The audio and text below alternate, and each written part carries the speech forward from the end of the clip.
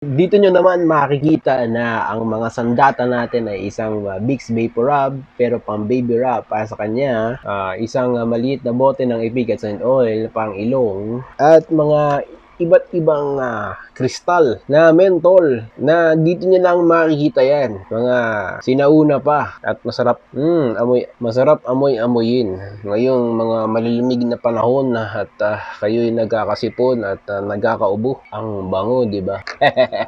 Ako po si Solid. Bukanda forever! Sa gabi nag-ride, sa gabi nag-vlog. Yeah! Ipapay, pichapay! Ito yung mga saktong-saktong araw na saktong-sakto lahat, oh, 'di ba? Salamat sa inyo sa mga nagsusubscribe at mga na-reach na natin. Yeah! Ipapay, pichapay. Pwede na tayo mag-apply. Salamat sa inyo at natutuwa kayo sa akin. At magandang gabi!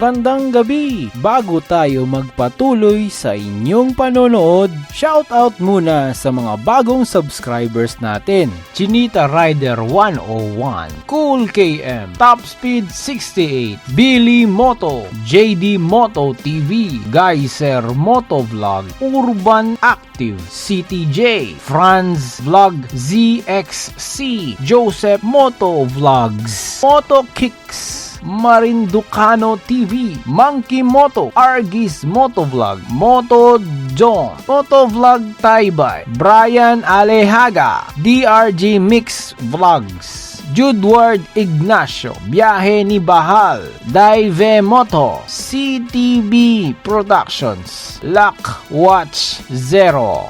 Salamat po sa pagtitiwala at patuloy lang po sana sa pagsubaybay at panonood dito sa pinaka-intindihing channel sa balat ng lupa, ang Soned. Sa gabi nagbablog, sa gabi nagra-ride.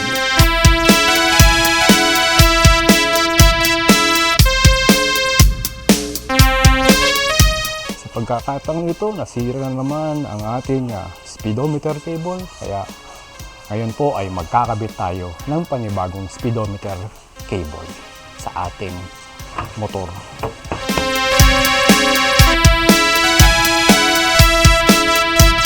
Ito po ang bagong bili kong speedometer cable at ito ay 190 pesos kung bibilin mo. At ito ang kanyang marking at size. Hindi ko alam kung ano yun. Basta sabi nila yan ay para sa ating motor. Yan, mukha namang okay. Ayan. Okay. Sa pagkakataong ito, talagang naghanap ako ng saktong size, saktong kapareho ng cable na ito. At sure na ako na ang magkakabit talaga. Ito ang lumang cable na tinanggal na natin, pero ang mga dulo nito ay naiwan doon sa speedometer at ang dulo naman nito din ay naiwan doon sa gulong. Ngayon, ihiklatin natin ito sa pamamagitan ng ating mga mahiwagang tools na katulad nito. Pantanggal ng kuko. Biro lang. Ngayon, uunahin natin tanggalin ang dulo doon sa speedometer cable. Dali lang tanggalin. Plug and play lang. Twist and go. Susunod na. Maganda talaga sa susunod.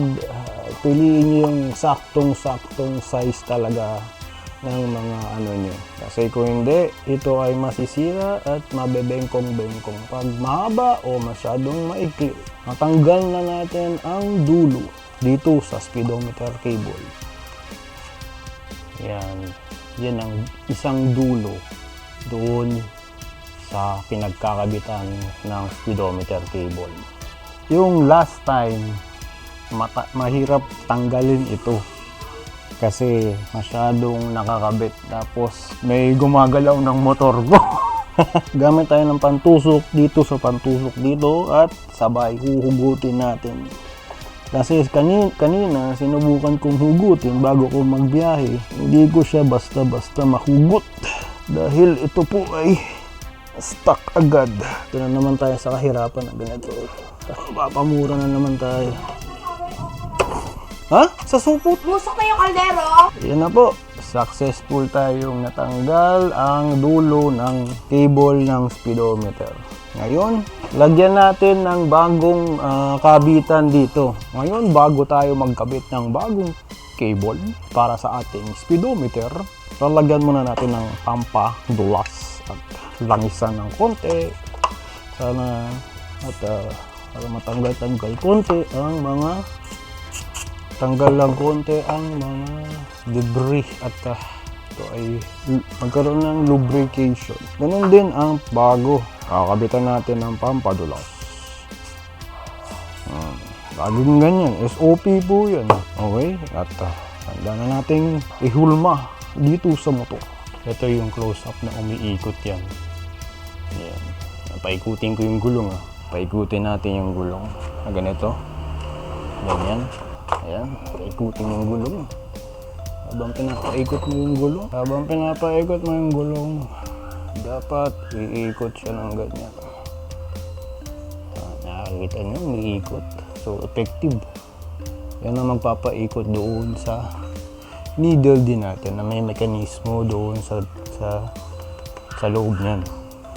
No? Dito natin isusuksok na ang dulo ng tuluyan at dapat tama ang pinaggagawa natin. Plug and play lang po.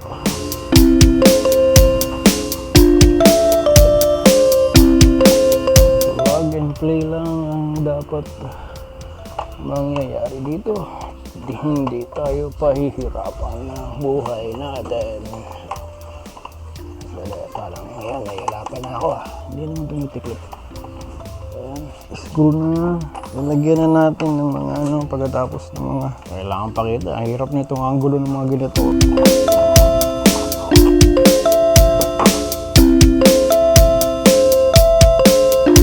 Kinakapa ko pa rin mga kaibigan. Thread dito. Plies din. Siguradong higpitan. Hindi ko na siya maikot ng kamay, ng daliri. Pero naiikot ko pa rin siya ng ply. Tingnan natin. Pang umaandar. Walang. Paikutin pa natin na mabilis. Ganito. Uy, napaka-sensitive. Yun. Swak na swak. Nagta-top speed tayo ng 60. Yeah. Walang duda. Swak na swak. Kung ano yung original, ganun din, kahit OEM siya. Ganyan ang pagkakabit. Yan po ang pagkabit. Madali at kayo po, kahit kayo, kaya nyo ito. At ayan na nga, tama na nga ang pagkakabit natin at walang problema na ulit sa speedometer natin. Ako po si Soned, ride safe is slow. Magandang gabi.